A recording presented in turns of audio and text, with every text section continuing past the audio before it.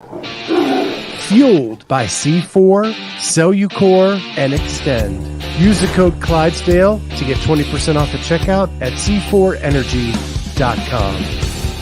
On Clydesdale Media, where we bring you the widest array of content here on our YouTube channel. Make sure you like and subscribe to the channel. Hit that notifier so you're first to know when new episodes are available.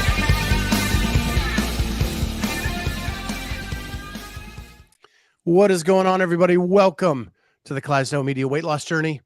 My name is Scott Schweitzer. I'm the Clydesdale. It's my weight loss journey, as I was reminded in the comments pre-show. And this is Cheryl Nasso. She's my nutrition coach.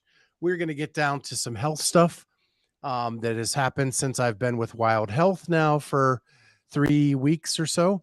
But what I wanted to start with is we have new t-shirt designs that we are using for semifinals and the games. And so I wanted to just share those with you and see if there's any interest, because we believe that you guys are as much a part of the show as we are. And if you want to be a part of the Clydesdale crew, I wanted to show you the design. This is more of a professional design for the semifinal and games season. But I'm going to share that real quick, and then we're going to do some fun stuff after the season. So here is the front of the shirt that will be used for semifinals and the games. And the back of the shirt is going to be that graphic. I like it. So, haven't picked out the shirt colors yet or anything like that, but getting the final vector files tonight on these two designs. Super excited about it. We're going to have a pretty cool crew. Cheryl is joining us in Orlando. And we're going to cover the event to the best of our ability, plus do a little documentary on Carolyn Prevost in Orlando. We have 5 athletes we're going to do a combined documentary of in Pasadena, as well as cover the event there as well. And I think I just added a photographer today to the Orlando crew, as long as we get her approved for her credentials. So super stoked about that. Wanted to shoot that out there. We'll talk more about the shirts in the coming week. But yeah, just wanted to let you guys know that. Hey, I like it. I like the shirts. I'm excited for that, Scott. It's going to be fun. And I have a dentist appointment. Stupid. I had to get a crown on my tooth. Okay, so my tooth is now worth like $3,000 essentially. And I have to pick it up on Thursday morning, but I'm trying to get them to let me pick it up on Wednesday.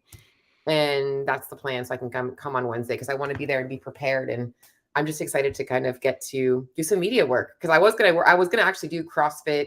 I actually had applied to do it for them. So I'm like happy to be working with you with this. So anyways, that's to come in a couple of weeks. Let's talk about what's going on now. Okay.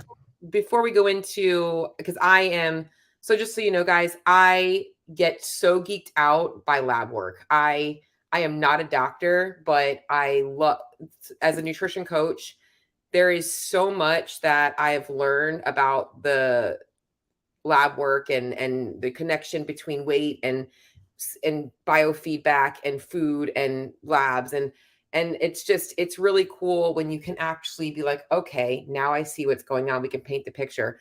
However, on Scott's end is like, you get these labs and you're like, what the hell is this? I've never had these problems before. I know what's going on.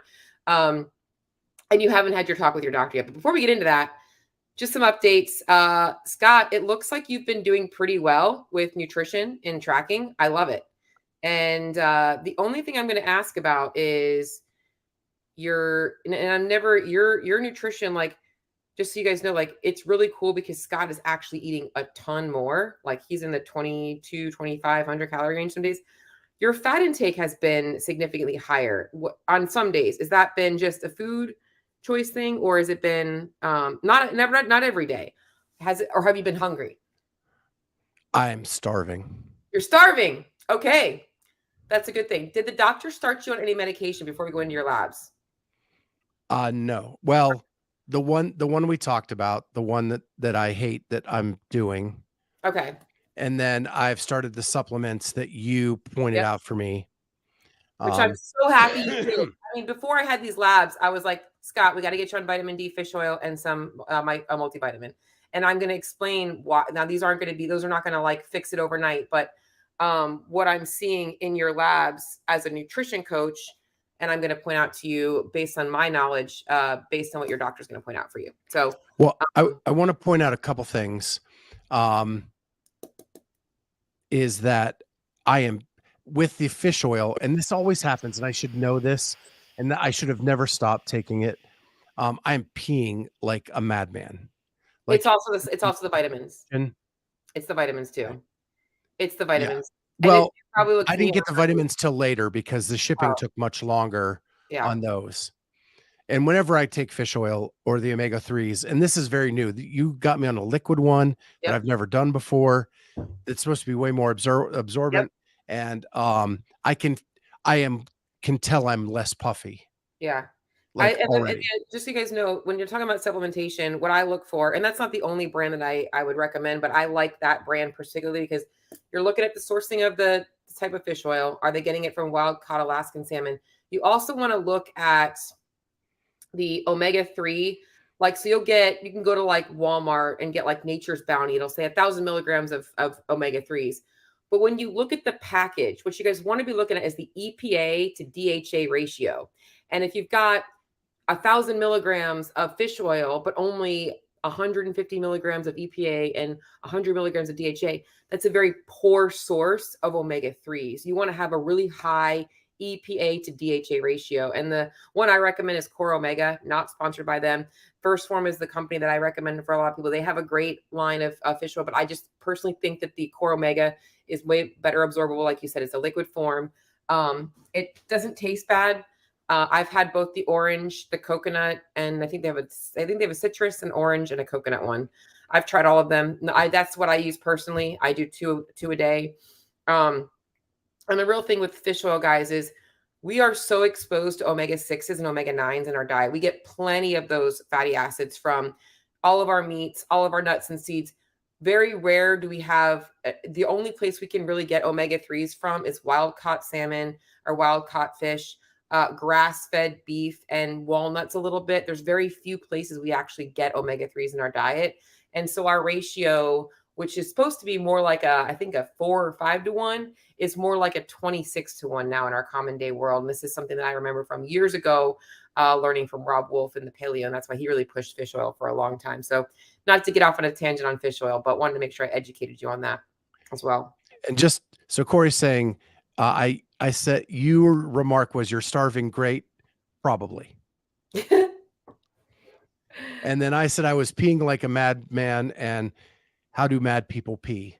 I love it. And Kenneth has never seen an angry stream or heard one. Well, I feel like I am blowing a hole in the porcelain. Yeah. Yeah. It's funny. I know that feeling. I don't know if I just always have to pee. I think it's because I drink so much water. So, but yeah, it is a good thing that he's starving because it means his metabolism's picking up. So I think that people are afraid of hunger. Hunger's a good thing. It's a sign of a healthy metabolism. We're going to talk about some things that are going on with your metabolism right now, and all that stuff. And I won't get too into the weeds. I don't want to disclose all of your, your medical stuff here, but I know you've already spoken a little bit about it because I was listening to your podcasts the other day. You talked about the cholesterol. So why don't you fill listeners in on what your biggest concerns were when you saw your labs and what the doctor said? So one, I didn't even figure out how to see the labs until like today. Yeah. So, but the doctor did show them to me as he was like going through it. The biggest concern is the cholesterol. Yep. I have been historically low on my cholesterol. And that is a family trait, both on my mother and father's side. So seeing a high reading was alarming to me. Now, the doctor pointed out that this is a point in time, a snapshot in time. And what a lot of people don't realize is one number doesn't tell you anything. It's the trend that tells a doctor something. Mm-hmm. And so this is just a snapshot. There was some concern there that he wanted to make sure that we are ready to address when we have our full meeting in probably 3 weeks.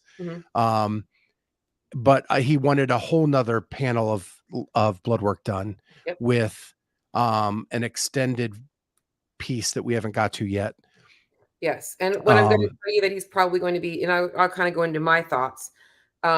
So a lot of your lab work I'm looking at here, just to kind of give everybody some background of what I'm seeing here, is you've got and I do have them up on my computer if we need to share anything. You've got some elevation of liver enzymes. You've got elevated blood sugar levels. You've got elevated cholesterol levels, thyroid dysfunction, and elevated creatinine, low creatinine, so what I want to explain to you here is what the doctor is likely going to be testing you for is some inflammation markers, because your C-reactive protein is also high, which is a sign of inflammation.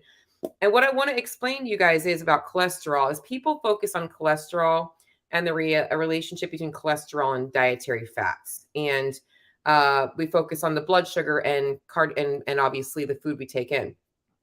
The problem is that those are not really the problem. The real problem here that Scott's facing is this low functioning thyroid. Your thyroid gland, and in fact, I just did a live training on thyroid. It is the regulator of everything. And your liver particularly is what helps process cholesterol. And so if your thyroid is not working functionally, it's going to affect the liver. If the liver's not working functioning effectively, it's going to affect your cholesterol. If your inflammation markers are up, it's a sign that there might be some inflammation that you're dealing with that might be causing some low thyroid. A lot of people, and not diagnosing you with this, there's a condition called Hashimoto's thyroiditis where the thyroid is being attacked, not what you likely have, but there is likely some inflammation somewhere. And that what you're likely going to hear the doctor say is that by treating the thyroid, the testosterone, the cholesterol, the blood sugar, all of those things will end up getting back into normalcy. The more important thing is what's caused the thyroid dysfunction? Really, that's the big thing. Well, we don't know. It can be triggered by stress. It can be triggered by under eating sometimes. It could be triggered just genetically. It could be triggered from inflammation. There's a number of things. And I already know that you likely do have some food sensitivities because of what you're going through with your sinus stuff. I think that you might be dairy sensitive. You might have some sensitivity to some things, but it's really all about getting the thyroid optimized right now, because I think that once you get the thyroid working better, you will see that the cholesterol gets better, the blood sugar gets better, and all those things. That's really what I want you to understand, that the underlying issue that I think you're dealing with is the thyroid. Weird thing though is you don't have a lot of symptoms of somebody with low thyroid. Aside from maybe the urination, you don't have the dry hair, skin, and nails. You don't ever give me complaints about really low energy. I mean, your sleep is pretty good. You don't have a lot of sensitivities to cold, do you? Do you get cold very easily? No. Yeah. But I do have some dry skin. Yeah. I just have never really said anything. I didn't think of it as a symptom to anything. Yeah, exactly. So I think that your thyroid being addressed will fix everything. The thyroid is it's a global issue, but the thyroid is the regulator of everything. If that's not functioning, your cholesterol is going to be off, your sugar is going to be off, everything is going to be off. My mom is hypothyroid and it's not, so hopefully we'll get that addressed. And it's going to come down to likely, I'm probably going to assume they're probably going to run a more extensive thyroid panel to check you for Hashimoto's, probably going to check some inflammation markers to see if you don't have any underlying inflammation. Did anybody in your family have any autoimmune conditions? Not that I know of. Yeah, no. just curious. And it could just be a trigger from something like stress. We talk about this all the time about how, you run yourself into the ground. I mean, you're living on how much caffeine for a while? That's all things that people don't realize are hormone disruptors. Those are thyroid disruptors. And I think that people focus so much on the nutrition for weight loss. They don't realize how much just our lifestyle, our training, our nutrition all play a factor in our overall health as well. We know healthy eating is good for health, but this is where you can actually see it put to work. So wanted to kind of give you hopefully a little bit of an explanation on that. And your doctor will likely go into it much more deep than I will. Yeah, well, I've known since I've started taking the supplements, the vitamins, like I've noticed a big difference just in mood, how I feel. Um, like I said, less puffy for sure. Um, and he also did mention the inflammation aspect that he saw in my labs. But you are correct. He wants an expanded panel on thyroid on the next blood draw. So that's where we're going with that. Um, but yeah, that's kind of everything. But what's been crazy is since that point, my weight loss has like plummeted Yeah, in a it's good looking. way. No, you're at 307.2 today. So we're almost out of the 300s. So I'm really really happy about that. And if you haven't noticed, you've also been eating a lot more. I mean, calorically, like I said, you're in the, you know, and what's cool guys is that, with Scott, like you're the perfect example of how you don't have to be perfect to see results. Like your numbers are never perfect. I think that if you were more consistent with them, your hunger would probably be a little bit more consistent. But that might just be more of like the day. Like for instance, like you had a 2,500 calorie day followed by a 1,600 calorie day, and then a 2,600 calorie day. So like that, like in frequency might just be, and it's probably because I think you were obviously doing you had a semifinals thing this weekend. So that was probably why your calories were so much lower on side, but that could also be causing that. More importantly, that's calorie cycling. So if you average out your calories from the last, 7 days, you're probably, still going to be sitting right where you need to be, right around where my goals are for you, because some days you've been under and some days you've been over, and you're seeing that you're seeing results. So I love it. So I have been hungry pretty consistently, regardless of the calorie intake for the day. Good. Um, Probably on the lower days, I have just been trying to ignore the hunger and I just keep plugging away at I'm just busy and just plugging away. Um, but yeah, it's been considerably more hungry. I don't know if the correlation is the vitamins, but it seems to be that's when it kind of started to take off. Well, it could be that things are kind of like functioning a little bit better. So, what I would like you to do then, if your hunger is getting there, is I do want to increase things a little bit, but I want you to really focus on, making sure that you're hitting them every single day to see if it doesn't make the hunger subside. Um, I think that for you right now, there's some days that your protein's low. That's going to help you feel more satiated. There's some days like yesterday was a great day. Heck, you got 330 grams of carbs in yesterday, and probably good carbs too. So, Kellogg's Cocoa Flakes. Ooh, those sound yummy. You're hungry. That's I that's am starved. yeah. Let me take a look at your fiber. Fiber looks decent. If anything, I would tell you that we can also nutritionally, fiber is also going to be your best friend for what you got going on here too. So I don't want you to, start, but I think that for you, optimizing over 30 grams of fiber is on the higher end, but that's where I want to see you. That's going to help with hunger, but it's also going to help with hormones, thyroid, all that stuff as well. So that just means getting in some more whole grains, which is going to help also increase your protein. It's also going to help with satiation. It's going to help you feel more, get you some carbohydrates in as well. So I'm thinking that you need to be a minimum of 250 carbs. Let's go minimum 250 carbs daily, um, 80 fat. I even And hit like 205 protein. yeah, you've been Like the getting, other yeah, that's good. I put 185 minimum. So I'm okay with anywhere from 185 to 225 really on protein. As long as your caloric intake is still staying within a good range of where I have it, we're okay. Like if your protein's a little bit higher, your fat's a little bit lower, that's okay. Your carbs and your fats, if they're a little off, that's okay. Right now I have you at about a 40, 30, 30. But you have to go by how you feel. Like we all know, like on a day where we've maybe really crushed it in the gym, we need more carbohydrates. Whereas you might another day like not really be as hungry. Maybe you just want to eat something more calorically dense, like maybe you have ribs or something for dinner. That could be a little bit higher fat day. You're like, Cheryl, ribs? I haven't had ribs in forever. but anything like that would be helpful for you. So calories now are around 2,400.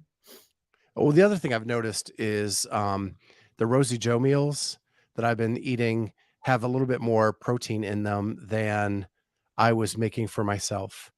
Yep. So when I weigh it out, it's like an ounce or two more of whatever that protein is. And so that's naturally getting me a little bit more every meal. Good. I think that's also been a huge help for you for your schedules, not having to worry about cooking, like not having to worry Right. about chopping and cooking. It's already ready for you. I mean, that's a game changer. Um, So obviously on my end right now, I'm optimizing your nutrition for, not just your weight loss, but also for, this stuff you got going on. So I'm not going to do any removal of foods or anything like that because I want to wait till the doctor does the other lab panel to see if you do have some inflammation markers that we would have to address. But a lot of the things that I would be removing, you've already worked on removing. So how is that going for you? The sinus stuff, the nighttime eating, the foods and all that stuff. Nighttime eating is off and on. That's when I'm really hungry. Like, Yep. and do I ignore it or do I have cocoa flakes? Yep. And that's generally when I eat cereal.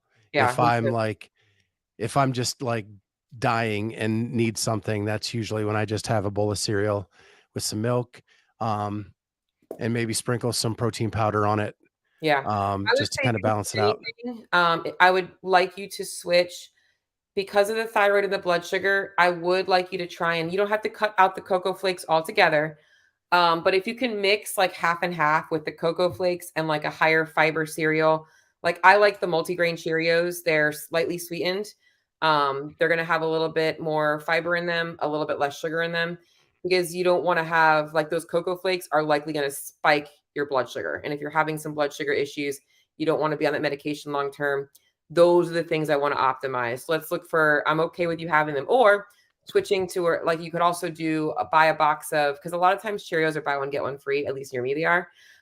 You could buy a box of like the chocolate Cheerios and a box of multigrain Cheerios, mix them together, and that'll get you a little bit more fiber. That's going to be helpful for your blood sugar. So getting the fiber up is the other thing that I want to really work on. But Cheerios don't have the toy inside. Do they still put toys in the cereal boxes? No. Oh, man. No. I remember those days. Yeah. Yeah. Or so we used to get cornflakes, not the chocolate ones, just regular ones. But then you would just take the thing of sugar and just douse it all over. And then you go to drink the milk and it's like you just get the sugar film. Oh man, back in the day. So yeah, if you could switch your cereal, get you some more whole grains in, that's going to be super helpful. I think that's going to be helpful for you. Now, this week you have a off the grid vacay plan, correct? Yep. When do you leave? So after this, I'm going to go finish packing, and then I have to go meet with Rudy Berger and his wife Lynette to finish a couple little interview pieces for the documentary that I'm working on from the last weekend. And then as soon as that's done, I'm packing up my car and headed to a cabin in the woods. I love it. I love it. Just make sure you don't like turn it into a horror movie. That's all I think of. Wasn't that Yeah. a movie? Cabin in the Woods? Some Yeah, probably. old school horror movies. So, I know we talked about this. And here's the deal is I don't want you to think self-sabotage. I want you to think I honestly have put in a lot of hard work. I don't want to be thinking about my weight loss journey while I'm away celebrating my beautiful daughter and her success in school and all the things that she's doing. What is your intent nutritionally while you're away? So I have some Rosie Joe stuff left. I'm going to pack that up, take it with me. So I have that while I'm there. And that's kind of the plan, because I don't really want to cook either while I'm there. But so that way it kind of keeps me on track and it's convenient. But what about the hot dogs? I'm doing that. Yeah. Okay. So, so I have some natural casing, old fashioned hot dogs, Hebrew National? and no, these are actually like farm Oh, you got the made, real good stuff. Yeah, the real, and gonna cook those over the fire good. and doing So that one night. yeah. I love, and so that's why, like, okay. So obviously we have semifinals coming up, and there's going to be stress about eating while traveling. All right. This is my thing. I am a memories over macros kind of a coach, meaning that this week is about making memories. If you are not tracking a thing this week and you are just relaxing and enjoying yourself, that is a time to be doing this. It's like when you're, you don't have to be thinking. Your food decisions are not based around, is this going to help me lose weight or gain weight? It's no, I'm enjoying it. I'm being moderate. I'm not going to wreck myself. I don't have to overindulge. I personally think that if it were me, I would say I'm going to, be a little bit relaxed with food this weekend, come back on Sunday, pick up where I left off. But going into the weeks to come, you have to also look at that as well and be like, all right, if this is my like little bit of I'm going to be my memories over macros. Semifinals, you could probably be pretty dialed in. I think that you'll still be okay to be dialed in. In fact, I even mentioned to you can even get your Rosie Joe's meals delivered to Orlando if you wanted to, and do that if you want. I don't mind you delivering them to my house, and I can bring them with me if you feel more comfortable with that.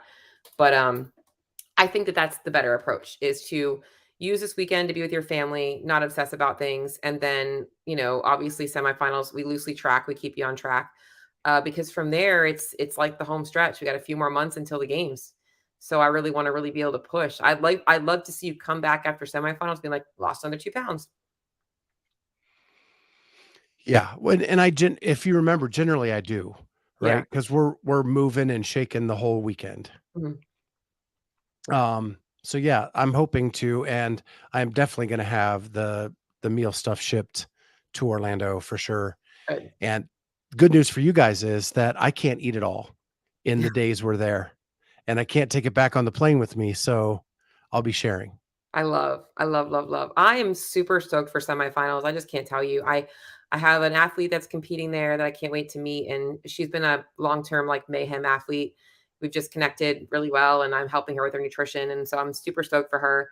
Um, I'm just excited to be a part of it. Like I've, it's hard not competing, but I just want to be a part of CrossFit. I love it. I'm right now doing my own. Right now, I'm doing a little bonus series on my podcast of CrossFit, kind of going down from foundation to the upper level of progressions, and just because I want more people to, I just think that so many people walk away from CrossFit like it's like, oh, it's this high intensity thing. I can't handle it. Anybody can handle CrossFit. So tangent, back to your journey. So, what else, Mr. Scott? How's everything else going for you? Everything else is going great. I love what I do. Love doing this series we're doing with the semifinal athletes. Yep. We had 4, the channel, with between the Copper Hopper and Clydesdale Media, we had 4 athletes compete over the weekend. 3 out of the 4 are going on to the CrossFit Games. Love it. So that's exciting news. 2 teen athletes, both of which I think finished. It's hard to know for sure, and everything is unofficial until the penalties are all doled out. But I think both of them finished second. Rudy keeps bouncing between first and second, so I don't know which one that's going to end up being. Yeah. But it's going to be fun documenting that, and letting everybody see kind of how that weekend went. So that's fun. And then, gosh, I can't wait. Semifinals are my favorite. Mhm. I like them more than the games. I think it's a more intimate look at the athletes, and so many more athletes that you get to meet and discover and see what freak athletes they are. And on top of that, what amazing people they are too. Let's just hope the programming's good. So I know this isn't typically our show, but have you heard the rumor that Dave Castro was put in a new position? He's back over the training piece, and he is over all programming aspects of CrossFit. Hmm. So not just like games, but .com, cap, all of that. Well, I do good. not have confirmation on that yet, but that is a very strong rumor that is floating around right now. I gotta be honest, man. Like I feel like that's the way it should be. I mean, as I'm diving into this, I know we're going off on a tangent, but whatever. It's your podcast, it's your story. Is as I'm doing like a little bit of digging in and kind of like reflecting on CrossFit and the foundations and all that stuff. Like, I mean, he's the guy that's been doing it for years and years and years. And yes, Bob's been there. He's been right by his right-hand man, but like I just feel like it's not felt the same since Dave's been out of it. And I know that every sport has to evolve and I know that we all have to change, but I just think that even like the Masters workouts this past weekend, I think they're kind of getting the shit into the stick. And I know you've kind of said a lot of things about that, but um, I just think that I don't know. I mean, I even think it would have been cool to have, I don't know how they would have done this, but the Masters to have been able to have like a live semifinal somehow, which is hard because they have a worldwide ranking system, I believe, correct? No, they don't. No, they are they regional? Yeah, it's worldwide. It's worldwide. Yes, it would have been a little bit harder for that, but it would have been cool to have like at the North Atlantic or the Northeast, or I'm sorry, the East regional, East semifinal or whatever, just having one, I don't know. But it would You have could been do an East and a West in the States. You could do a Europe, or and then even everybody else gets an online with so many spots. or even if you just don't even have to do them all together, right? The Right. uh athletes that are competing out of the Northeast or out of the America and they're in their age group, they go to the age group, they go to the semifinal for the individuals, but they have their own exhibit there. And they do the same workouts as the people that are in Europe doing it, just like they do for that. It would have Yep. required one extra heat. It would have been one extra heat at the semifinals. Hey, let's get the masters up and do their thing, whatever. So I don't know, but whatever. So my thing with Dave, and I haven't said this publicly, is I love Dave, and I think what Dave brought to the sport is amazing. I do think it's time for CrossFit to evolve a little bit. Like we have to get away from the thought process that we need to go backwards to get Yeah, better. We need right, we need and he may be a part of the future, but the part that we cannot allow to happen is the culture of a closed system to come back into this. right. As one of the salmon that's been fighting upstream because I wasn't there in 2009 as part of the media team, fighting to get credentials and fighting to get a spot in this space. We Agreed. can't go back to that closed culture. Bless me. As I long agree. as that opens up and Dave can do the programming and all the things he wants to do, I'm cool with that. But we can't bring along that we're this little club again into the future. I agree that that is something that needs to be evolved and that it needs to be more all inclusive. I also think that with that, there should be more. I know it's the sport of like testing fitness and the unknown, but I think the movement should still be standardized the exact same way every single year. Like they've got to come up with a basic, this is what to expect in the quarterfinals, open, and not making things different every single year. Like that's just something that now you're not really allowing the athletes to push their fitness because they've been training a certain way. Now you're throwing something completely new at them and now they have to evolve like on the spot. So I think that it would just be better to have that standardized. And yes, there could be new movements that come out, but um, I think that would be helpful as well, personally. Well, this is definitely not part of my weight loss journey. No, it's not. We should stop. Sorry, But guys. what it is usually Cheryl and I hit the end broadcast and then we have this conversation privately. Yeah, we We just just love decided to do it on the air today. yeah. No, honestly, it's awesome, guys. I agree. It's just hard not to talk about CrossFit. So, but yes. So, only other thing in my mind, going back to you, Scott, now that you've just made us feel like I'm going off on a tangent, is I had written down, and I think you're doing a good job of this, is reminding yourself that whatever labs are you're presented with, whatever stuff you found out, I think people start to get really stressed when they have new things that they find out about themselves, myself included.